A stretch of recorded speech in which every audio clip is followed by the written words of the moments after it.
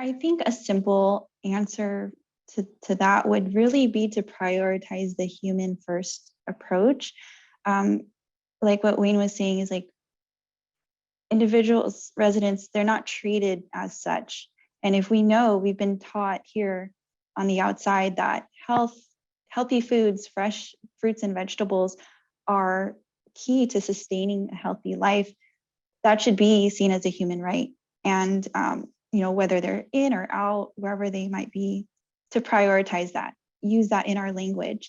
I know that when it comes to advocates, we're more people first kind of approach versus those who work in the institutional settings, kind of on that side, they're very quick to still refer to our population and our community as inmates or offenders.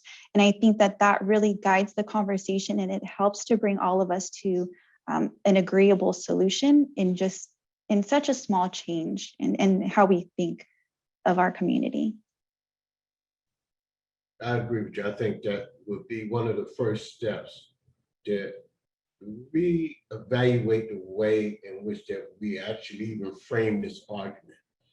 We have to, my ask of them and all of us, even on the call, would be to shift the way that we see incarceration, to shift the way that we see the value of those human beings that's incarcerated.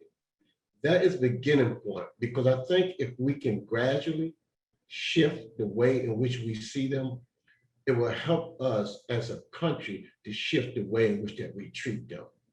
And then I think the second part would be, it will help us all, especially those as administrators, to look at some of the studies, do some research.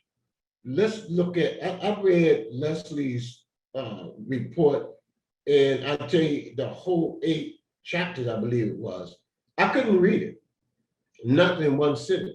I had to stop. I hadn't experienced that, and reading that report was for me a mind opener. It opened my mind to some things in which I was dealing with and still deal with every day. I think we need to help educate people that's in position to understand what is taking place, so that they will be informed about the effects of the decisions that they make. I think that will be a great help to us all and to them.